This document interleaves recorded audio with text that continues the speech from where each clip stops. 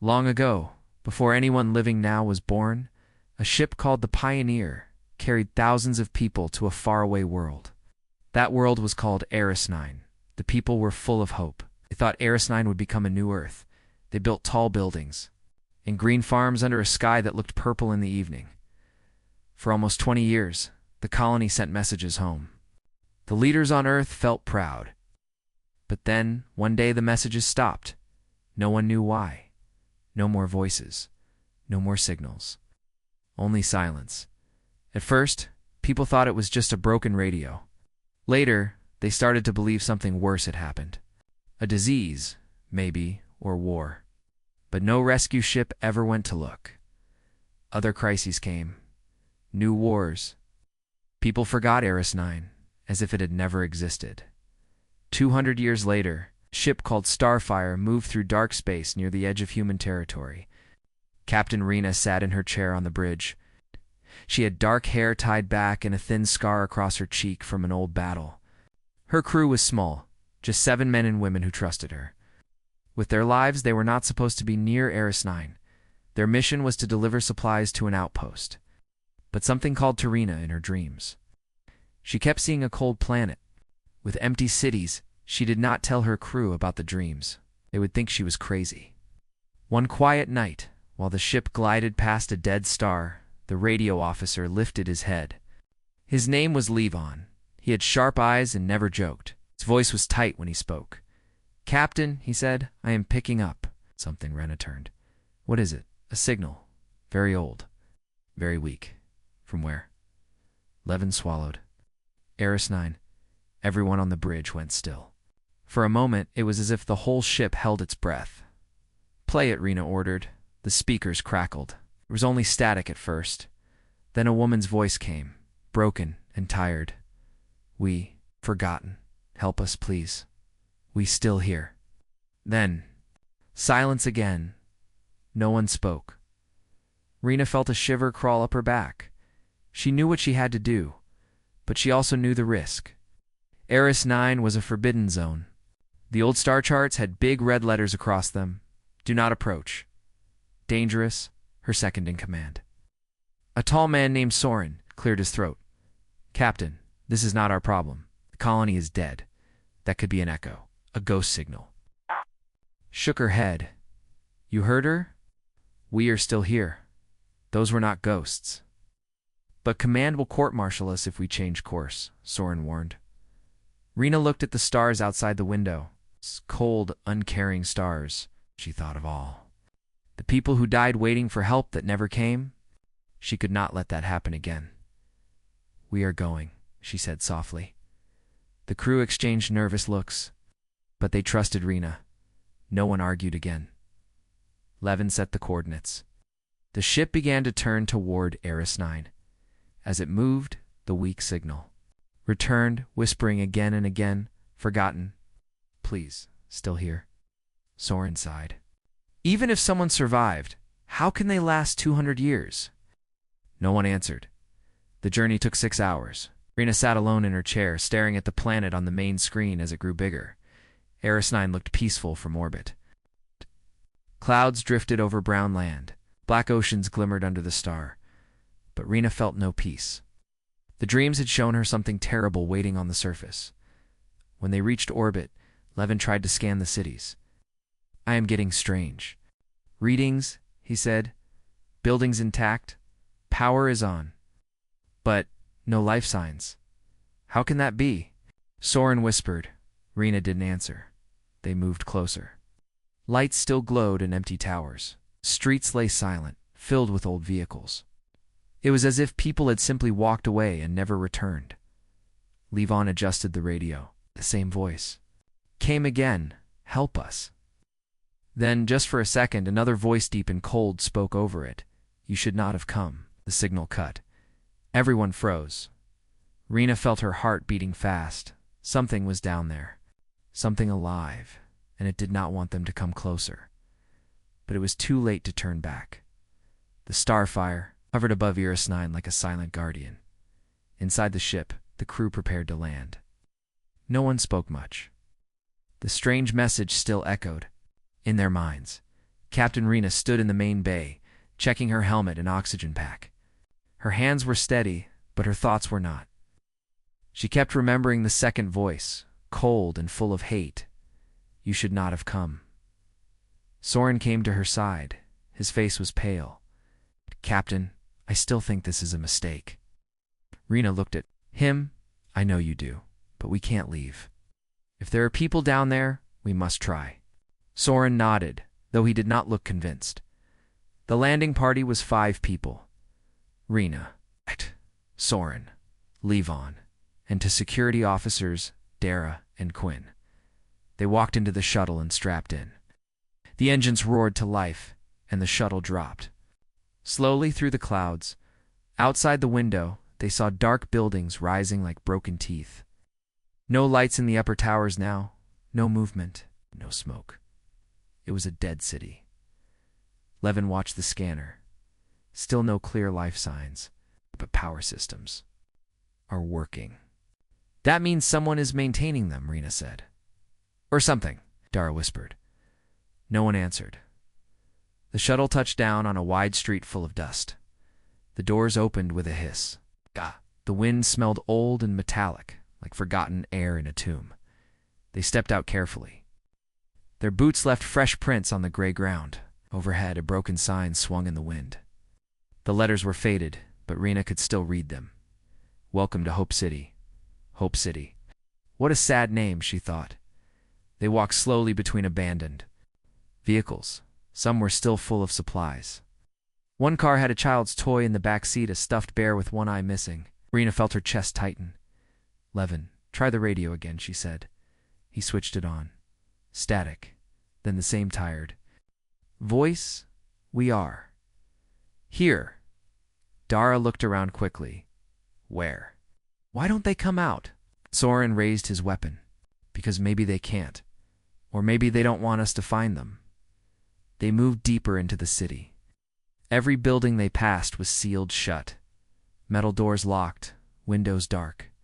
But sometimes Rena thought she saw something in the corners, like a shape slipping away just before she turned her head. Quinn walked ahead and stopped. Captain, he called, pointing at the ground. There were footprints in the dust. Fresh ones, small like a child's bare feet. They led into an old store. With broken glass. Rena felt her heart beat faster. Let's go in. They stepped inside. Shelves were empty. A soft light glowed from a lamp in the corner. Someone had been here not long ago. On the counter lay a drawing. Rena picked it up carefully. It showed stick-figure people under a red sun. Black shapes floated above them, shapes with many eyes. What is this? Dara whispered. Rena did not know. But she felt something cold crawl up her spine. They searched the store, but it was empty. When they came back outside, the footprints were gone. Wind had erased them. Levon checked his scanner again. His hands were shaking now. Captain, these readings don't make sense. The buildings have power. The air is breathable. But the sensors show nothing, no heat, no life. That's impossible, Soren said. Rena looked around slowly. City felt like it was watching them. Nothing is impossible, she said. Only unexplained. What? They moved down another street. A tall tower rose in front of them. Its doors were half open. Inside, something flickered like a weak light. Rena signaled to the others. Stay close. We're going in. The door groaned as they pushed it wider. The floor was covered with old papers and broken furniture. Screens. On the walls blinked on and off, showing static. Then, from deep inside the tower, they heard it. A soft cry. A human voice. Help, please. Dara took a step back. Captain Rena raised her hand. Stay calm. They followed the sound up a flight of stairs. Each step creaked loudly in the silence. On the second floor, they saw an old radio console, still running. The voice came from a speaker. Please, we are here. Soren bent to look. This is a recording, he said. Rena felt her stomach sink. So no one is sending it live. No, Soren said softly. It's just playing. Over and over. Then why did it sound so real? Rena turned to speak to Levin, but stopped. Out of the corner of her eye, she saw movement in the hallway. Shape, tall and dark, slipping behind a broken door. She raised her weapon. Who's there? Silence. But she knew someone or something had just been watching them. Captain Rena stood in the dusty hallway. Her eyes did not leave the broken door where she had seen the shape move. "Quinn," she said quietly, "take point." Quinn stepped forward, weapon raised. He pushed the door open slowly. The room was empty. A cold draft blew past them. The curtains fluttered like ghostly hands. Dara swallowed hard. "Captain, I don't like this." Rena looked around. Nobody does. But we keep going.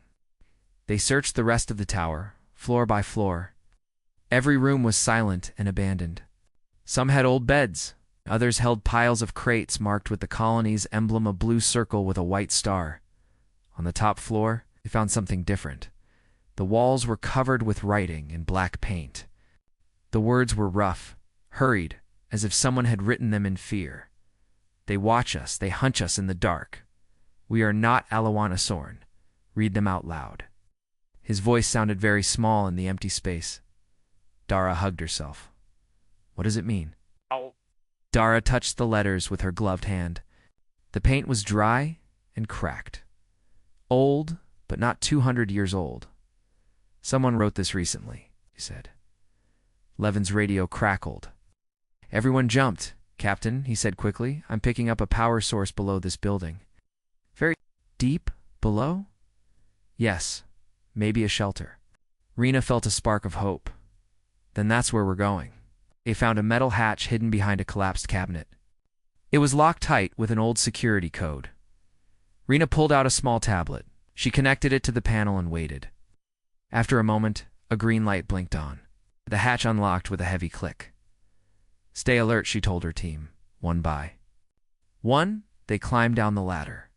The shaft was dark and cold. At the bottom, they stepped into a long tunnel with lights that still worked. The air smelled. Cleaner here, warmer. They walked slowly until they reached a thick door with a camera. Above it, the camera turned and focused on them. Rena lifted her hand. "We are not enemies. We came to help." No answer. Then, after a long moment, a voice spoke through a hidden speaker. The voice was old and tired. "Prove you are human." Rena stepped closer. "I am Captain Rena of the ship Starfire. We received your distress call." Silence, then the door hissed open. Inside was a large room full of people, maybe 30 or 40. They looked thin and sick, their clothes patched and worn. Some were children. Others were very old. A woman stepped forward. Her hair was white, her eyes dark and sharp. She held herself tall like a leader. "I am Elder Mira," she said. "You should not have come here." Out. Rena took off her helmet. "We heard your message. We couldn't leave you." Mira shook her head. "You don't understand. This place is cursed. Anyone who comes here is trapped." "What happened?" Soren asked. Mira looked around the shelter. Some of the children watched silently with hollow eyes. Others clutched old toys. "When our ancestors landed," Myra began, "they thought this planet would be paradise. But the scientists found something deep under the surface. Ancient life form, sleeping. They woke it." Rena frowned. "What kind of life form?" "No one knows," Mira whispered. "It changes shape. It can look like shadows or people. It can crawl into your mind while you sleep. It feeds on fear." Dara's face went pale. Mira continued, her voice soft and heavy. "Most of us died in the first years. The rest hid here. Sometimes it takes one of us, pulls them into the darkness. That is why we sent the message. We were hoping someone would. Come before the last of us were gone." Soren looked around the shelter. "Why haven't you tried to leave?" Mira closed her eyes. "We have no ship, no power. And if we go above ground, it follows." Rena felt anger rise in her chest. All these years, these people had been abandoned, forgotten. Not anymore. she said firmly. "We're taking you home."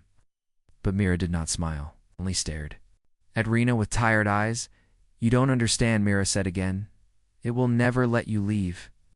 At that moment, a child standing near the door began to cry. A young girl with tangled hair. "It's here," she sobbed. "It's watching." The lights flickered. Rena turned sharply, weapon raised. From the hallway behind them came a soft sound, like many voices whispering together. Levin's scanner beeped. "Captain," he said, his voice shaking, "there's something moving." Outside the door, the girl kept crying. Mira spoke very quietly. "You brought it with you?" Rena felt cold dread in her stomach. They were not alone anymore. Captain Rena stood with her team in the underground shelter. The air felt heavy, as if the darkness itself was pressing on them. The little girl kept crying, her thin shoulders shaking. Outside, the door, the whispering grew louder, like hundreds of voices speaking at once. Soren checked the scanner again. "Captain, it's right outside. It's big." Elder Mira closed her eyes. This is how it comes. First the voices, then the shadows. Rena's hands tightened around her weapon. She looked at the survivors huddled together. They were too weak to fight, too tired to run. She had promised to save them. She would not break that promise, Quindara, she ordered. "Stay with these people. Protect them." Quinn nodded, holding his rifle ready. Dara tried to smile at the children, but her lips were trembling. Rena stepped to the door with Soren and Levin. She put her hand on the metal. It was cold, colder than it should have been. "Levin," she said quietly, "open it." Shocked? "Open it. Captain, if we wait, it will come in anyway." He swallowed hard. Then he pressed the panel. The door hissed open. At first, Rena saw nothing, only darkness. The tunnel beyond looked empty. Then slowly, something moved in the black. A shape unfolded from the shadows. It was tall, with long arms and a face that did not stay still. One moment it looked like a man, then a woman, and something with no face at all. Rena felt her heart thudding in her chest. "What are you?" she called. The creature tilted its shifting head. The voices poured out of it, all mixed together, hungry. "Alone. You came." Soren lifted his weapon. "Back away," he shouted. The thing did not move. It only stretched out a long arm, pointing toward the shelter. "Behind them, they are mine." Rena aimed her rifle at its center mass. Not anymore. The creature's many faces twisted in anger. Lights flickered and died. Darkness swallowed them. For a moment, no one breathed. Then the emergency lights flicked on dim and red. The creature was gone. Rena turned quickly, scanning the hallway. Nothing, only the cold air and the echo of whispers fading into silence. So, lowered his weapon, but his hands were shaking. Did it leave? "No," Mira said softly behind them. "It is never far. It only wants you to be afraid." Rena faced her. "Can it be killed?" Mira shook her head. "Many tried. Soldiers. Scientists. It always comes back." Rena clenched her jaw. She hated feeling helpless. But she knew one thing. She would not let this thing keep the survivors trapped forever. She turned to her team. "We're getting everyone to the shuttle." Soren looked doubtful. "What if it follows us?" "We fight." They began moving the survivors out of the shelter. The children held on to Dara and Quinn, their eyes wide with fear. Halfway up the tunnel, the lights flickered again. Levin's voice came over the cum. "Captain, I'm picking up movement, multiple signals all around us." Rena's heart sank. It was surrounding them. "Hurry," she ordered. They reached the ladder that led up to the surface. One by one, the survivors began to climb. Suddenly, the whispering returned closer now, echoing from every wall. "Stay with us." Quinn fired his rifle into the dark. Blue flashes lit the tunnel. For a second, they saw shapes moving black, boneless things sliding along the walls and ceiling. "Move," Rena shouted. A child slipped and almost fell. Rena caught her and pushed her up the ladder. At last they reached the street. The air was sharp and cold, but Rena was grateful for the open sky.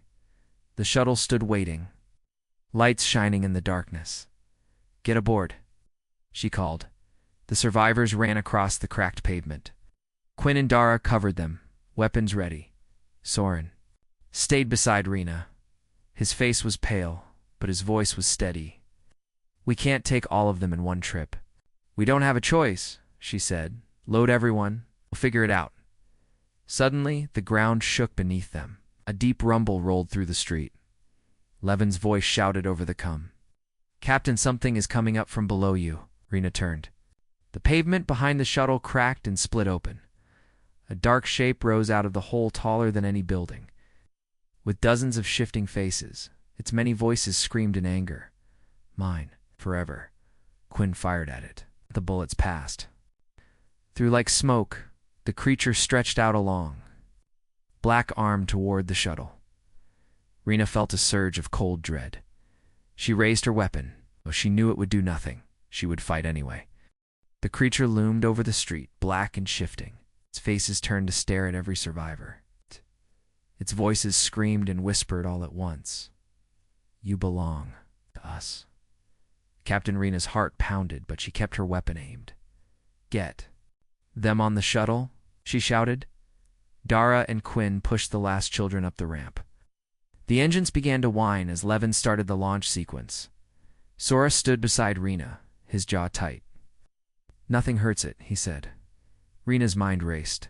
The creature was made of shadows. Bullets and energy blasts did nothing, but it hated something. Suddenly, she remembered the recordings, the stories the survivors had shared. "It feeds on fear," she said quickly. "That's why it comes closer when we're afraid." Soren glanced at her. "So what if we stop being scared? It dies." Rena shook her head. "Maybe not dies, but maybe it loses power." The creature's huge arm reached for the shuttle, claws of black smoke curling around the hull. The children inside screamed. Rena gritted her teeth. She couldn't let this thing take them back underground. "Cover me," she ordered. Before Soren could stop her, she ran forward. She climbed onto a broken car and faced the creature. "Listen to me," she shouted. Her voice rang across the empty street. The shifting faces turned to look at her. The voices quieted, waiting. "You think you can trap them forever?" Rena yelled. "But you are nothing but fear, and I am not afraid of you." The creature hissed. Its dark form seemed to swell, growing taller. "Liar." Rena's hands trembled, but she forced herself to keep her chin high. "You are weak," she said louder. "You hide in shadows. You take children because you have no strength." Soren fired into the air, drawing the creature's attention. "Away from the shuttle? Keep talking," he shouted. Rena's voice rose. "We are human. We survived worse than you. We will never give up. You will never own us," the creature shrieked. Its many faces twisted in rage. The black claws fell away from the shuttle as it turned to face her fully. Soren ran to her side. "Captain, I'm fine," she said. Though her heart was beating like a drum, behind them, Levin's voice crackled over the cum. "Engines are ready? We can lift off now." "Do it," Rena shouted. The shuttle engines roared. Dust and debris flew across the street. Slowly, the ship began to rise. The creature lunged forward. A huge arm swung down toward the shuttle. Rena and Soren fired together. Not because it would hurt the thing, but to distract it. The creature paused, turning back to them. Its voices screamed in fury. "Never leave." But the shuttle rose. Higher, out of reach. Rena's chest filled with relief, but she knew it was not over. She turned to Soren. "We have to hold it here until they are safe." He nodded once. "With you." The creature lunged again. This time, the ground cracked open under Rena's feet. She jumped back just in time. Soren grabbed her arm. "Captain, run." Sprinted across the street as the shadows chased them. Pieces of broken pavement exploded around them at the far end of the road. Quinn and Dara waved from the second shuttle, the backup transport over here. Quinn shouted. Rena and Soren ran as fast as they could. Behind them, the creature roared. Its black form stretched taller, reaching for them. Dara fired a flare into the air. Bright white light burst over the street. For a second the creature pulled back, its shadows curling in pain. Rena's eyes widened. Light, it hates bright light. Quinn loaded another flare. Then let's blind it. One by one, the flares launched into the sky. White fire lit up every dark corner. The creature screamed, voices shattering like glass. Rena turned back. For the first time, she saw its true shape, a thin, twisted thing at the center of all the shadows. It was not a god, not a demon, just something that had learned to scare people to survive. She raised her weapon and spoke calmly. "You are nothing." Then she fired a flare straight into the creature's center. The light exploded. The shadows burned away like smoke in the wind. For a moment, all was silent. Then the last piece of darkness crumbled and vanished. The street was empty. Soren let out a shaking breath. "Is it dead?" Rena looked at the empty crater where it had stood. "I don't know," she said honestly. "But it's gone." Quinn called from the shuttle ramp. "Captain, everyone is aboard. We have to go." Rena nodded. She turned to Soren.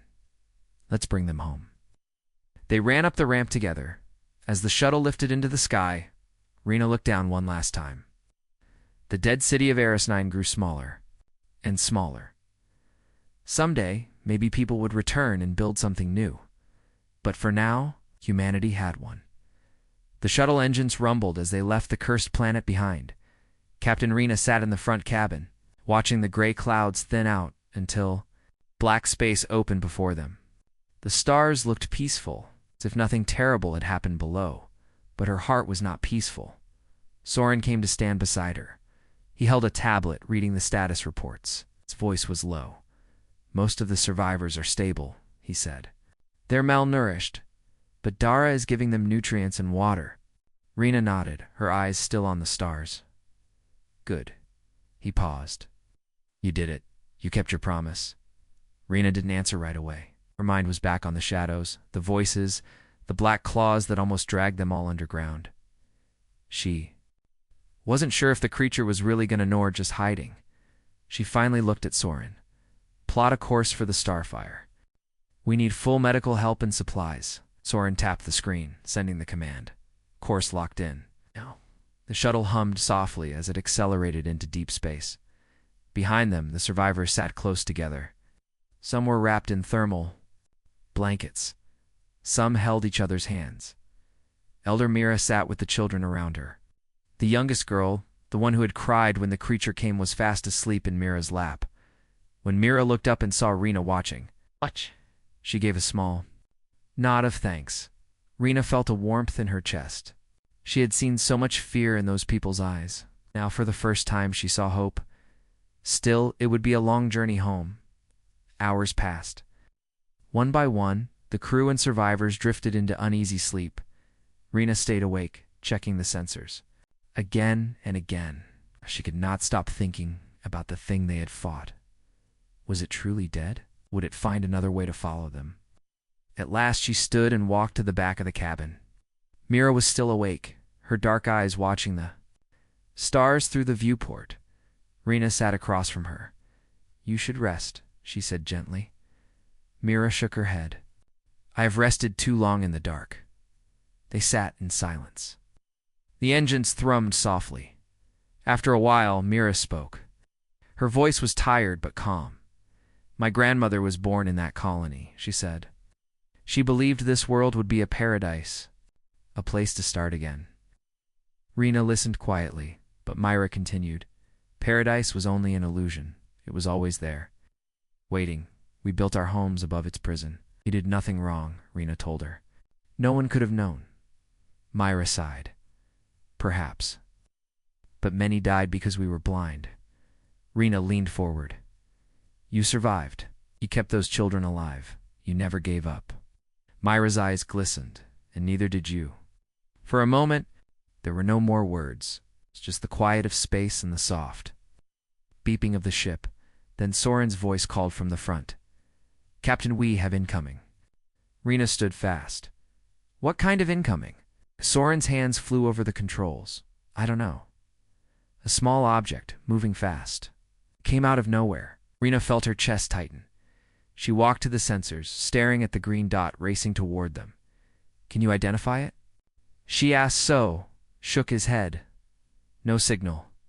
No heat signature. Rena's voice dropped to a whisper. What if it's... The thought trailed off. Suddenly the ship's lights flickered. Every survivor woke up. Children began to cry.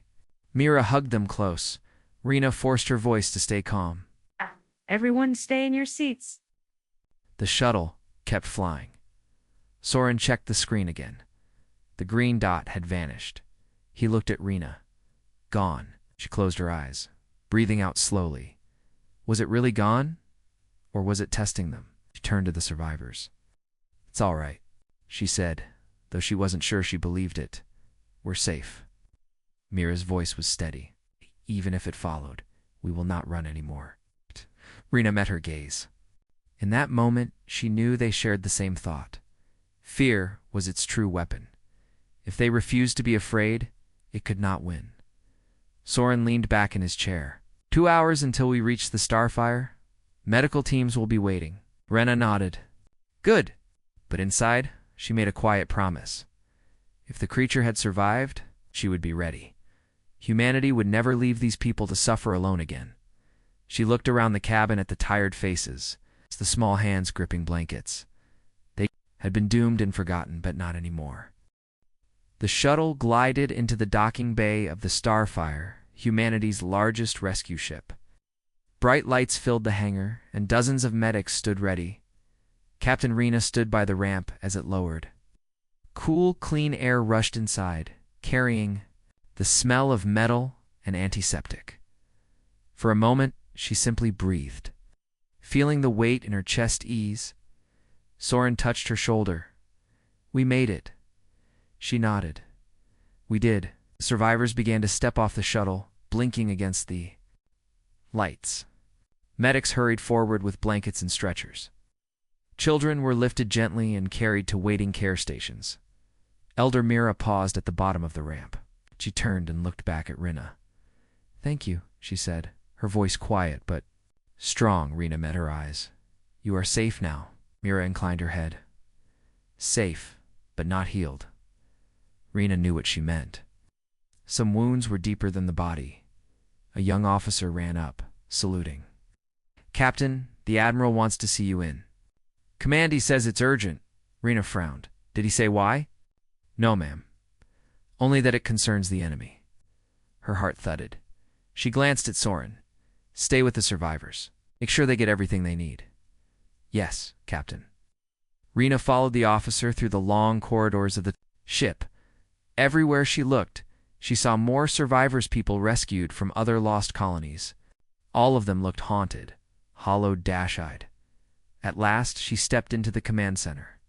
Screens covered every wall, showing star maps, reports, and live feeds from rescue operations. Admiral Keleve stood at the main console. His uniform was crisp, but his face was lined with worry. He turned as Rena approached. Captain, you did well. Thank you, sir. I wish I could say your mission is over, he said, voice grave, but it isn't. Rena felt a chill. Sir. Keleve tapped a screen. It showed sensor readings from their shuttle data gathered during their escape. This was recorded in the last hour of your flight, he said. Rena looked closer. A pattern pulsed across the graphs, strange waves of energy, gravitational. Fluctuations, Keleve explained. And something else. A signal. Her heart began to race. The creature. We believe so, the Admiral said. But this is not the part you must hear. He touched another control. A faint sound filled the command center, like many voices speaking at once. We are. Many you cannot escape. We are coming. Rena's blood turned cold. Keleve's jaw tightened. This signal was not just from your shuttle. We have intercepted the same message from other sectors. She stared at him. Other colonies? Yes, he said. All along the frontier, dozens of worlds. We thought it was only one creature, one anomaly, but it isn't. Rena swallowed hard. Then what is it? Keleve's eyes were tired as he met her gaze. A network, he said quietly. A species. Or perhaps something older, something that spreads through fear itself. For a moment, neither of them spoke. The idea was too big, too terrible. Rena forced herself to breathe.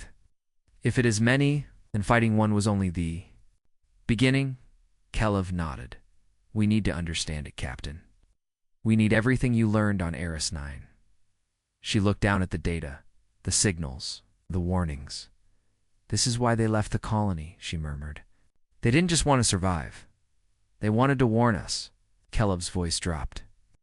We believe these creatures are moving closer to settled worlds. If we don't act, entire planets could fall. Rena straightened. Then we won't. Wait.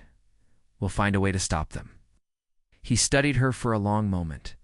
That is why I called you here. You have faced them and survived. You understand them better than anyone. Rena felt the weight settle on her shoulders, but she did not look away. Where do we start? She asked. Kelev turned to the screens. We are gathering all records from every ship and settlement that ever reported strange disappearances. Every whisper, every rumor. We will build a map. He met her eyes again. And then we will hunt them. Rena nodded once. I'll help. Soft chime sounded from the door. Soren stepped in, his face tense. Captain, Mira is asking for you. Rena felt a strange dread. Is she all right? She's fine, Soren said. But she says she remembered something. Something important. Rena excused herself and followed Soren back to the medical bay. Mira sat on a cot, a blanket around her shoulders. Her eyes were far away, as if she were listening to something only she could hear. When she looked up, her voice was low. I have heard that voice before, she whispered. When I was a girl in my dreams, it called itself the Many. Rena felt her skin prick. Myra continued, her voice trembling. It said one day it would wake. And when it woke, all who carried fear in their hearts would belong to it. Captain. Rena stood on the bridge of the Starfire, her eyes on the giant view screen. In the blackness of space, dozens of rescue ships moved like bright stars. Each ship carried survivors, data, and warnings of evidence that the threat was spreading. Behind her, Soren read reports out loud. 3 more colonies confirmed the same. Signal. Fear levels rose before each attack. They feed on terror. Rena nodded slowly. Then fear is their doorway. The door slid open, and Elder Mira entered. She looked smaller in the bright lights of the bridge, but her eyes were steady. You asked me what I remembered, she said softly. There is one more thing. Rena turned to face her. Tell me. Mira's voice was calm. In my dreams, the Many said that when the day came, humanity would have to choose to hide in darkness or to stand in light. A hush fell across the bridge. Everyone was listening. Rena's hand curled into a fist. Then we choose to stand. Admiral Kelev's image appeared on the main screen. Transmitted from the fleet command ship. Captain Rena, your report has been reviewed, he said. You and your crew are to lead the first response. You will take the data you gathered and find a way to break their hold. Rena lifted her chin. Yes, Admiral. No, this Kelev said, his voice firm. You are not alone. Every ship here stands with you. Humanity stands with you. One by one, other captains appeared on smaller screens, men and women from every corner of settled space. We will not surrender our worlds, said Captain Mirov from the cruiser Vanguard. We will not abandon our people, added Commander. Hail of the Aurora. Rena felt something rise inside her, a fierce hope stronger than fear. She looked at Mira. If they feed on terror, then we must show them something they have never faced. Myra tilted her head. What is that? Courage, Rena said simply. Soren stepped forward. In unity. They think we are weak because we are many, but that is our strength. Eyes brightened. Yes, they are one mind, but we are countless. Each of us can choose not to be afraid. Rena turned to the crew. Prepare all ships to broadcast the same message to every colony. Tell them, you are not alone. Help is coming. Officers moved quickly to relay her orders. The bridge lit up with activity. A low hum of voices replaced the silence. Rena faced the main screen again. Admiral, what about weapons? Can we fight? Them? Kelev nodded. Our scientists believe strong light interferes with their presence, just as you saw on Eris 9. We are equipping all ships with pulse beacons. If they try to take us, we will burn them out. Soren looked hopeful. Then, we have a chance. Rena lifted her chin. More than a chance. For the first time, we understand them. That is the beginning of victory. Mira stepped closer. There is something else, she said quietly. The many said they are coming to claim us because we have no faith in each other. Rena met her gaze. Then they have already failed. Looked around the bridge, the engineers, the medics, the pilots. None of them looked away. In that moment, she knew. Humanity was not doomed. It was rising. A cum officer called out, "All channels open, Captain." Rena took a deep breath. Her voice was calm, but carried to every ship and every person listening. "This is Captain Rena of the Starfire. To all colonies and outposts, listen to me. You are not alone. Seen the darkness, we have faced it and survived. Now we fight together." She paused, feeling her heart steady. "They think fear will break us, but they are wrong. We will not hide. We will not surrender. We are human and we do not give up." One by one, other voices answered across the channels. "We stand with you. You will not fall. Humanity forever." Rena felt her throat tighten, but she held her voice strong. "Prepare your ships," she ordered. "Strengthen your lights. Protect your people. When they come, we will answer together." On the screen, the stars seemed to shine brighter. Rena looked at Soren and Mira. "Let them come," she said softly. "They will find no fear here." Outside, the fleet moved as one ship's gliding into formation, beacons glowing like small suns. For the first time, the darkness looked smaller, and humanity looked unstoppable.